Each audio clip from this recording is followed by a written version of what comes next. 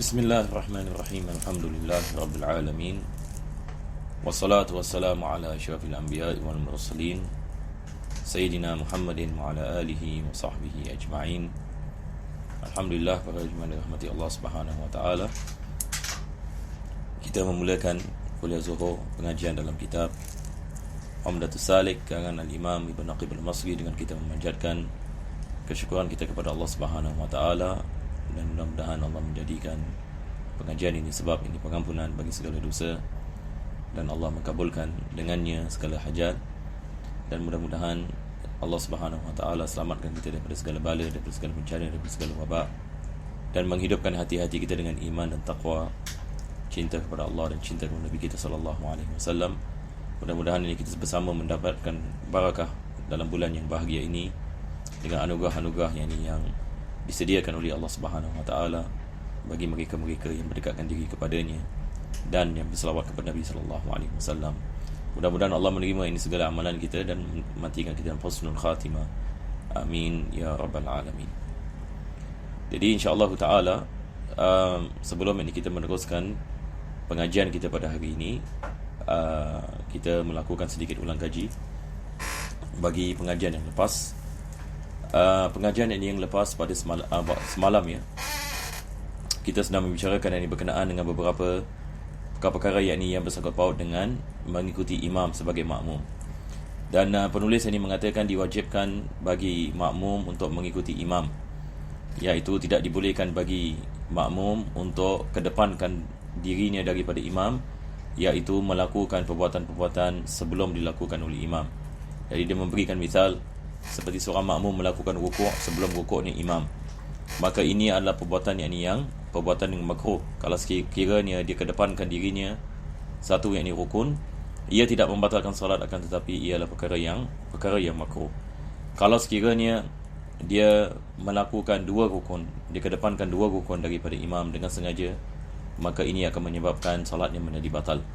Dan nanti insya-Allah saya kembali ini kepada kitab, dan saya rasa ada perkara yang mungkin ada jemaah mahu yang ini menanyakan berkenaan dengan beberapa perkara yang disebutkan semalam. Mungkin sebab ini mungkin saya rasa ada perkara mungkin kurang jelas. Jadi insya-Allah taala kita akan kembali kepada apa yang disebutkan oleh imam. Tapi sebelum kita kembali, khulasahnya adalah kalau sekiranya seorang makmum dia melakukan rukuk dan selepas itu dia i'tidal, dia melakukan rukuk, selepas itu dia melakukan i'tidal, dan imam masih berada di dalam qiyam, maka adakah solatnya menjadi batal? Maka di sini kita harus faham, solatnya belum lagi menjadi batal, tetapi perbuatannya haram. Perbuatan adalah perbuatan yang haram. Tadi kita mengatakan makruh kalau sekiranya dia kedepankan imam dengan satu rukun, iaitu dengan dia melakukan rukuk, maka ini adalah perbuatan yang makruh. Kalau sekiranya dia bangun daripada rukuk, maka ini sudah menjadi perbuatan yang haram, dan dia menunggu imamnya dalam keadaan i'tidal, maka ini yang seperti mana penulis ini mengatakan, ini adalah perbuatan yang haram, akan tetapi solatnya tidak batal. Mungkin ada jemaah menanyakan, bagaimana solatnya tidak batal?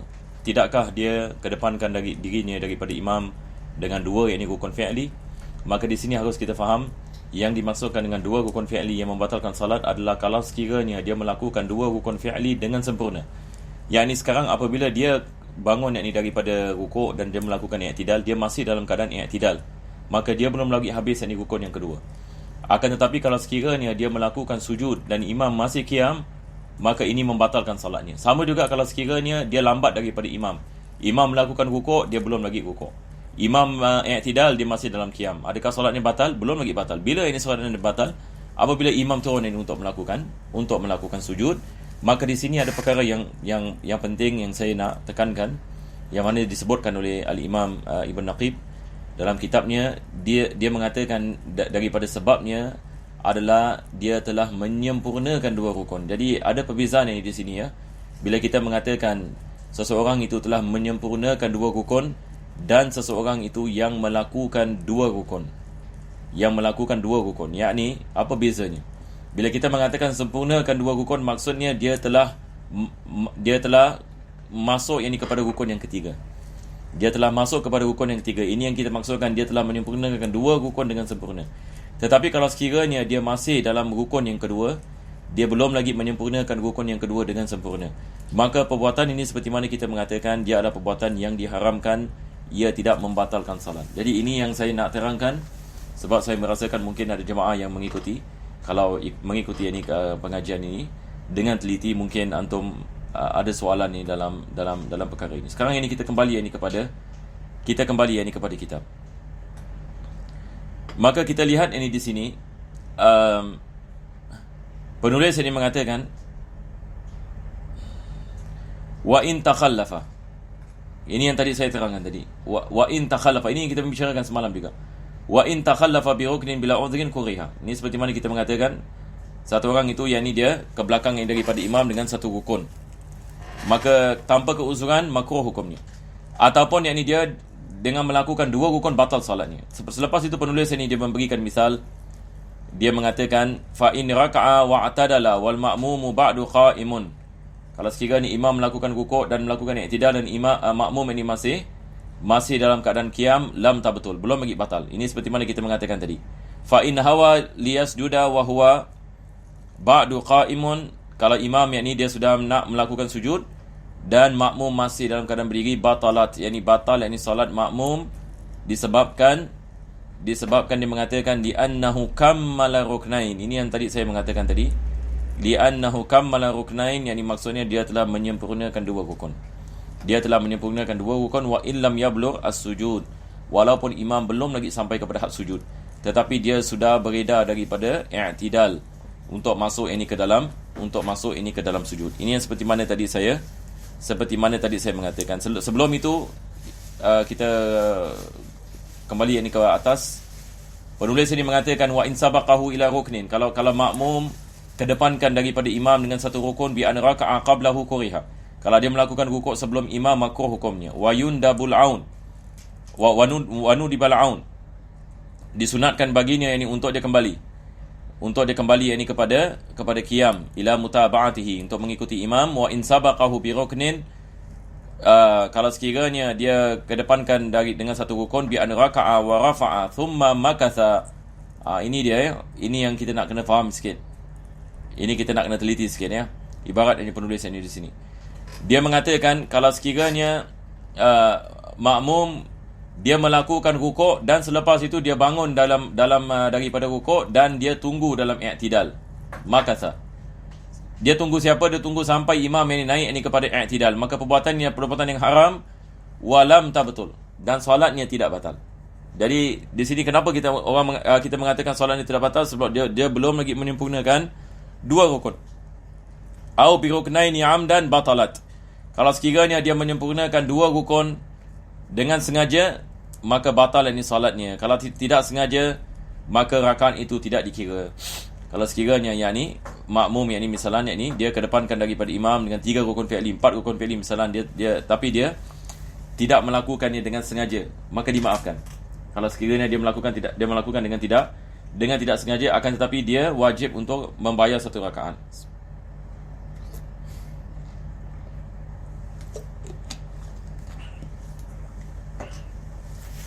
Sekarang ini kita kembali kepada pengajian kita hari ini.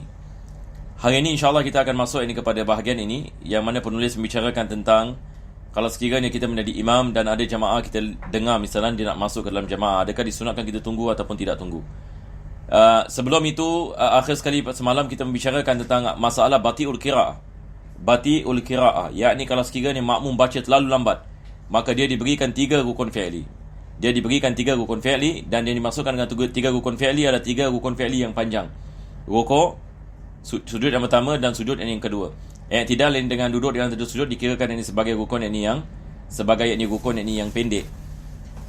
Maka dia boleh menghabiskan Fatihahnya kalau selagi mana imam belum lagi bangun daripada sujud yang kedua. Tapi kalau sekiranya imam bangun daripada sujud yang kedua, maka dia meneruskan solatnya dan diwajibkan dia menambah rakaat, sebab ini rakaat itu tidak dikira. Dan selepas itu penulis ini mengatakan wa idza ahassa al-imamu bidakhilin, kalau imam dia rasa ada orang yang mahu masuk ke dalam jamaah, wa huwa raki'un, dan dia berada dalam keadaan rukuk ataupun dalam tasyahud akhir, nudiba intizaruhu, disunatkan baginya untuk dia tunggu sebentar dengan syarat. Yakni kalau sekiranya syarat ini tidak wujud, maka tidak disunatkan baginya untuk dia menunggu. Kenapa khusus bagi dalam keadaan rukuk dengan tasyahud akhir? Sebab rukuk supaya makmum itu dia boleh dapat rakaat, dan tasyahud akhir dia dapat fadilatul jamaah sekurang-kurangnya. Kalau sekiranya kita lambat masuk ke dalam jamaah dan kita lihat imam sedang melakukan tasyahud akhir, maka kita masuk ke dalam salat dan kita melakukan tasyahud akhir, maka kita mendapatkan fadilatul jamaah. Kalau kita masuk dan imam dalam keadaan rukuk, seperti mana kita mengatakan sebelum ini, kalau kita mendapatkan tumakninah bersama imam dalam rukuk, maka kita mendapatkan rakaat. Maka itu sebab ini disunatkan bagi imam untuk menunggu, tapi dengan syarat adalah an yakuna qad dakhala al-masjid. Yakni orang itu dia telah masuk ke dalam masjid. Kalau sekiranya dia masih di luar, misalnya sedang ambil wudu, maka tidak disunatkan bagi imam untuk menunggunya, sebab ini mengambil masa yang lama. Yang kedua, alla yafhushatul. Kalau sekiranya terlalu lama misalnya 1 minit, 2 minit, maka tidak disunatkan bagi untuk dia menunggu di dalam salat. Wa an yaqsida ta'ata la tamyizahu wa ikramahu. Dan dia niat untuk menunggu itu adalah semata-mata sebagai satu ibadah, ketaatan kepada Allah Subhanahu Wa Taala, supaya membantu orang ini juga mendapatkan pahala. Dan bukan untuk membezakannya. Membezakan, kalau kawan kita tunggu, tapi kalau orang lain kita tidak tunggu. Ataupun untuk nak memuliakan seseorang. Jadi maksudnya kita tidak membezakan sesiapa pun. Yang penting adalah supaya kita nak membantu orang ini supaya mereka juga mendapatkan fadilatul jamaah ataupun mendapatkan rakaat mereka. Bi an yantazir, dia memberikan misal bi an yantazir syarifa dunal haqir. Misalnya adalah seperti dia kalau orang yang mulia, maksudnya orang yang kaya misalnya, ataupun orang yang terkenal dalam masyarakatnya, dia akan tunggu. Tapi kalau orang yang miskin, fakir, maka dia tidak akan tunggu. Maka dalam keadaan seperti ini tidak disunatkan baginya untuk dia menunggu. Sebab dia membezakan orang ini yang masuk. Wa yukrahu fi ghairi ruku'i wa tasyahud, dan makruh kalau sekiranya kita menunggu jamaah di selain rukuk dan tasyahud, seperti dalam qiyam ataupun dalam sujud ataupun dalam duduk di antara dua sujud. Maka makruh kita melambatkan disebabkan kita nak menunggu orang supaya orang dapat masuk ke dalam salat. Walau kana li masjidin imamun ratibun walam yakun matruqan kuriha li ghairihi iqamatul jama'ati fihi bi ghairi idnihi. Selepas itu penulis dia membicarakan tentang imam ratib. Imam ratib yang dimaksudkan di sini adalah imam yang dibayar gaji, yang berada di masjid. Maka kalau sekiranya sesuatu masjid itu di dalamnya ada imam ratib, maka yang paling afdal yang menjadi imam adalah imam ratib. Bukan selain daripada imam ratib. Tapi kalau sekiranya tidak ada imam ratib, maka jamaah boleh melakukan kita mengatakan dengan beberapa kali solat sebagai misal kalau kita lihat di Malaysia, misalnya di surau-surau dekat highway dan sebagainya, maka tempat-tempat seperti ini mereka tidak ada imam ratib. Jadi orang-orang musafir apabila mereka sampai kepada tempat ini, maka mereka melakukan solat dengan jemaah mereka masing-masing. Tetapi kalau sekiranya ada imam ratib, maka disunatkan kita menunggu dan kita melakukan solat jemaah bersama imam ratib. Sebagai misal, apabila masuk waktu solat misalan, maka dielakkan kita membuat jemaah sendiri. Kita mengelakkan diri kita membuat jemaah yang sendiri. Apa supaya kita tidak menyebabkan masalah nanti, sebab tempat itu ada imam ratib. Maka ini boleh menimbulkan kecurigaan di sebahagian hati makmum. Mereka akan menyangkakan mungkin jamaah mereka tidak suka melakukan solat dengan imam apa sebabnya, mungkin fahaman mereka lain dan sebagainya. Maka ini boleh menyebabkan perselisihan. Maka daripada hikmahnya adalah supaya kita dapat menyatukan hati umat Islam dalam salat jamaah. Dan ini adalah daripada keindahan agama kita. Maka salat jamaah ini menjadi sebab dia dapat menyatukan hati umat, menyatukan hati umat Islam. Jadi apabila dalam sebuah masjid itu ada imam ratib, maka tidak dibolehkan bagi yang lain untuk melakukan jamaah mereka sendiri, kecuali dengan mereka melakukan salat bersama imam tersebut. Melainkan kalau sekiranya itu adalah masjid matruk, seperti mana penulis yang mengatakan di sini, Masjid yang matruk yang maksudnya yakni banyak orang yang datang ini pada tiap-tiap masa. Misalan masjid-masjid, banyak masjid di Singapura misalan di tepi-tepi jalan, selepas imam ratib ini melakukan solatnya, nanti selepas 1 jam, selepas 1 jam setengah misalan, jemaah-jemaah yang lain yang akan datang dan mereka juga mahu ini melakukan solat, sebab mereka belum lagi melakukan salat. Maka dalam keadaan seperti ini, maka tidak ada masalah yang ini untuk mereka apa kita mengatakan melakukan jamaah mereka sendiri, supaya mereka juga ini mendapatkan fadilatul jamaah. InsyaAllah ini pada keesokan hari, InsyaAllah kita akan ini pada hari Khamis ini, InsyaAllah kita akan meneruskan dan kita akan membicarakan perkara yang ini akan disebutkan, yang mana penulis ini mengatakan wa man shalla munfaridan aw fi jama'atin summa wajada jama'atan tusalli nudiba an yu'ida ma'ahum bi niyyatil faridah wa taqa'u naflan. Ini adalah masalah kalau sekiranya kita sedang melakukan solat fardu misalan, selepas itu kita lihat ada jamaah sedang melakukan solat maka disunatkan kita gantikan solat fardu kepada solat sunat. Gantikan solat fardu kepada solat ini sunat nafil mutlak.